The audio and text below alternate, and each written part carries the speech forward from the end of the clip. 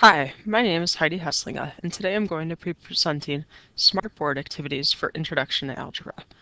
Now, keep in mind, all of these activities could be adapted for other classes as well. So, as you see some of the different activities, think about ways that you could edit them to fit the needs for the classes that you teach. Today's presentation can be downloaded at the following website. By downloading the presentation, you'll be able to easily edit each of the activities to meet the needs of your class. The first group of activities are sorting, ordering, and matching activities. This is an activity that I have my Introduction to Algebra students do at the beginning of the school year. I leave this up on the board, and I have them decide which of the following numbers are smaller than -5, between -5 and 0, and bigger than 0. They can come up to the smartboard and easily drag each of the numbers into the appropriate space. If someone puts one in an incorrect space, another person can come up and move that number over to the correct section. This promotes good discussion amongst the students and helps them begin thinking about the value of each number.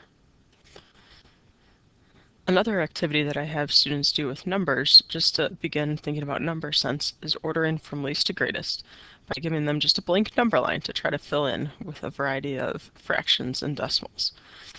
Again, students will come up to the board, they'll drag each of these numbers into what they believe is the correct spot, and then if someone feels, again, that another student has put a number in an incorrect spot, they could come up and change that and until everything is in order from least to greatest.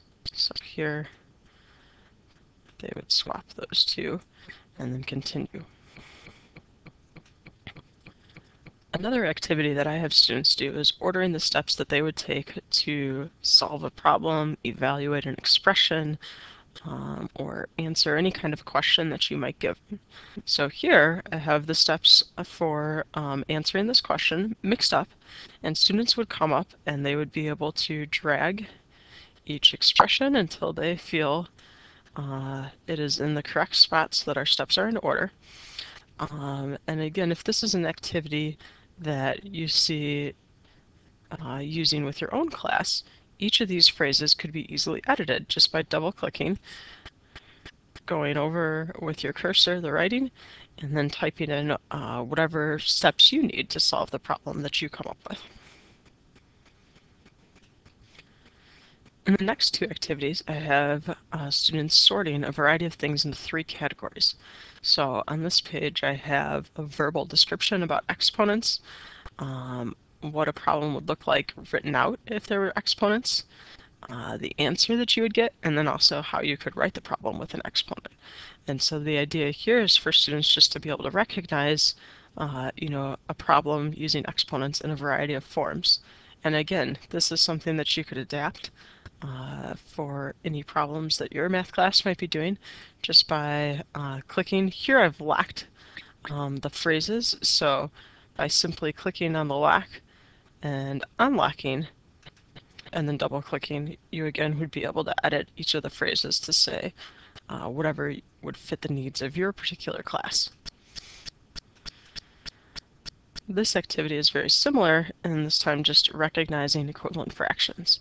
So here we have 3 fractions, 3/4, 3/5, and 2/3, and every other fraction on the screen is equivalent to each of those fractions. And so students would need to figure out which of these fractions are equivalent to each other and get them sorted so that all the fractions that are equivalent to 2/3 are together, all the fractions that are equivalent to 3/5 are together, and all the fractions that are equivalent to 3/4 are together. And so again, just helping students recognize, equivalent fractions, or again, each of these could be edited by clicking on the lock, unlocking, and then editing the writing that's on for each fraction. In this next activity, I have students sorting different groups of numbers. Now the setup in this activity is I've kept each of these different number groups, so irrational, rational, integers, and whole numbers. I've locked each of those rectangles and labels in place so that those are not able to move. But what I have done is kept each of these unlocked so that students can slide them into the correct category until they have each of our number groups sorted, and again demonstrating that they understand the difference between each group of numbers. Here's another example of an activity where I've locked each of the labels into place. So each of these properties is unable to move, but instead what is movable is each of these examples of the properties. And so as students identify which property is being shown in each problem, they can drag each of those examples into the correct category without having to worry about moving the labels that are already there. This is another activity where I just have students sorting different things into several groups. So here I'm talking about what makes something a like term. I've typed in each of these expressions separately so that they can all move around. And then, after giving students a couple minutes to look over each of these, my hope is that they'll come up with the idea that everything that has an XY would be considered a like term. Everything that's a number would be a like term. Everything that only has a Y would be a like term. And everything that has just an X would be a like term. And again, if students don't end up sorting these correctly, another student could come up to the board to fix a previous student's work. But it helps students recognize the difference between like terms and unlike terms. Here's another activity that helps promote some discussion amongst peers within a class. In the setup of this activity, I've locked into place each of these lines and phrases so that they aren't movable. The things that are movable are letters A through P over on the left side. And so this is just from typing each verbal expression in separately. Again, they're locked, but if you would like to go back and edit, you can unlock them and then change the wording that's in there to meet the needs of whatever your class might be discussing. Here's another matching activity, and as I created this activity, one thing I want to talk about first is just where I got these coordinate planes from. My suggestion to you would always be to use your gallery. Your gallery is over here if you click on this little picture icon, and then you can search for whatever you might need. So here, if I just search for graph paper, I get any kind of results that are in my gallery. And so I've got several different pictures of graphs and different grids. And then to insert them on the page, I can just double click on whichever one I want, and it will end up over here on the screen that I'm working on. Then to get each of these lines, I came up here and pressed the line button and then selected whichever type of line I wanted and just drag that across to create the line. And then again, each of these is something that's movable and you could go back and edit it. But these graphs, I don't have them locked in place right now, but I would lock them in place so that students wouldn't be able to move the graphs, but instead would just move each of the equations as they identify which equation and graph match up together. This activity is similar to a previous one, and again here I've locked everything in place that's written in black, and then all of the equations over at the side are unlocked so that they can be dragged or edited. But students would be looking at these and trying to find equations that have similarities. And then, once they identify some equations with similarities, they would drag them over into this empty space. And then I would have the rest of the class identify the common characteristics that each of those equations shares. And again, if you would like to edit these just by double clicking, you're able to edit each of the equations to meet the needs of your class. Here again is yet another example of a sorting activity that I do with my students. I've locked each of these inequality symbols in place, and then I have some common phrases that are used to talk about each of these symbols. And so I have students, decide which of these phrases goes with each symbol and match those up. And again, if students make a mistake when they come up to the board, another student can fix that mistake when their name gets called. One last sorting activity that I do is when I'm thinking about inequalities, I want students to recognize that an inequality has several solutions. And so here I have them drag each of the numbers into the box that would be a solution to the inequality that's written up above. And if a student drags an incorrect number into the box, then another student would be able to come up to the board and fix their work. Hopefully you have an idea of some sort of sorting activities that you could do with your class now. And you would be able to use some of the activities that are in this presentation and edit them to meet the needs of whatever math class you teach. The next set of activities are activities that can be found in the gallery on the smartboard. They can be edited to meet the needs of your class. And again, you'll notice that I've edited them to meet the needs of my Introduction to Algebra class. But to find these in the gallery, again, you go to the picture icon, and then all of these activities can be found in the Lesson Activity Toolkit. And so you can see there's several different examples here.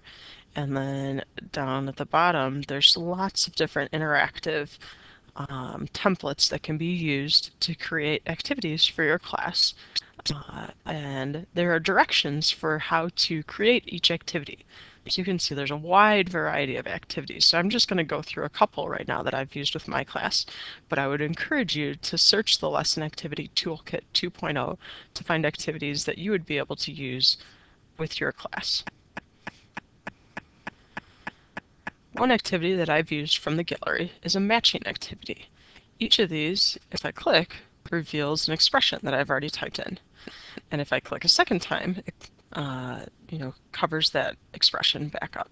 So students are asked to evaluate each expression, and then in the end, they need to find a matching pair. So it's kind of like a memory game.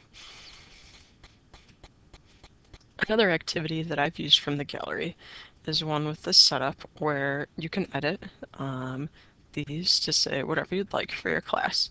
And then there's these little tiles that you can either write on or type on, whatever you would like. And then these tiles can be dragged along here until, in this case, they're order from least to greatest. What I would have students doing is substituting in 4 for x and 3 for y, and then deciding, what each of these expressions is equal to, so that then they would be able to put those in order from least to greatest.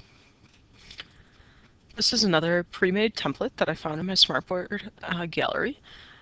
Here you're able to edit what goes in each of these spots, as well as edit what's on each of these tiles just by double-clicking when you're in the edit function. And then what I have students do is they're able to come up and drag each of these labels into, what they believe is the correct spot. And then after students have each of these pictures labeled with the appropriate vocabulary word, we can check to see if they got them correct. So this could easily be edited to use different vocabulary that you might be covering in your class. And again, if it involves some sort of picture, you could create that picture. Or if it involves, some different part of a math problem, you would be able to write that math problem in there as well. This is an interactive game that I found in my Smartboard gallery, in which students have to plot points on a coordinate plane.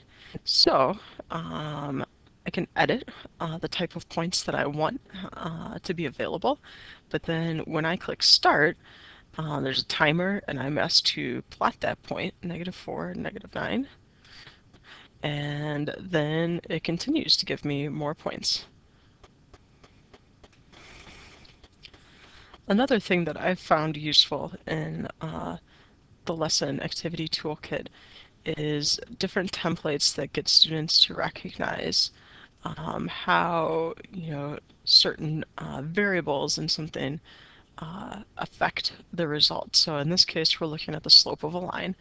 And so I can look here and I can change the slope of the line and see how that changes my line. And so, I can quickly see that a negative slope makes my line go down and a positive slope makes my line go up. I can also change my y-intercept, and so here this helps students see that the y-intercept does not change the slope of the line, but instead moves the line up or down along the y-axis. Hopefully, the last set of activities give you a better idea of types of things that can be found already in your gallery that you can, again, edit to meet the needs of your class so that they're activities that engage your students and keep them involved in class discussions. The last part of today's presentation is going to be about interactive internet games that I've found that I've had students play up at the smartboard. One activity that I do in class with students is something called stations, where students are up moving around the room and solving different types of problems to review for a quiz or test. And there have been times where I've done stations where I've had one of the stations be up at the smartboard, so that there's a group of maybe 2 or 3 students at each station, and when they come up to the smartboard, they're playing an interactive internet-based game that they're able to play on the smartboard. So today I'm just going to show you a couple of those internet-based games, just so that you can get an idea of another way that I've used my smartboard with students. One game that I've had students play is a game called Box of Genius. In this game, students are working on comparing numbers. They get to select which math genius they would like to be, and then they're involved in a boxing match in which they need to decide if a number is greater than, equal to, or less than each of the following numbers. And so they get to participate in a little boxing match. Another game I've had students play is called Fruit Shoot, in which students must hit the smartboard as they identify a problem that has, or the number that is the answer to the problem that they were given. So, in this game, if we select a level, a timed mode, here I'm going to be given a math problem, and then I need to find the answer to that problem, and when I find it, I just click on that number and shoot that particular fruit. And again, it's just a quick interactive activity that students can play during class up at the smartboard as a part of one of the stations. One last example of an internet-based game that I've used with students in class as part of a station review is a game in which students must identify a point on a coordinate plane called Space Boy to the Rescue. And so here, students are given a point and they must drag Space Boy to that point on the graph and then check it, and they find out whether or not they correctly plotted that point. So then they would plot this next point, and again, check it, and their goal is to plot as many points as possible in the given time limit. My hope is that today you were able to come up with some new ideas for how you could use Smartboard as a way to get students to be more engaged and interact more with the material that you are covering in the particular class that you teach. And again, I would encourage you to go to the website where the presentation is posted and download the presentation so that you can use activities that have already been created and edit them to fit your needs. But hopefully you also got the idea today that none of these activities are especially difficult to create. Most of it's just a matter of typing some things into Smartboard, locking things in place so that some things are able to move and some aren't able to move, and then designing your activity for however, whatever would be appropriate for your particular class.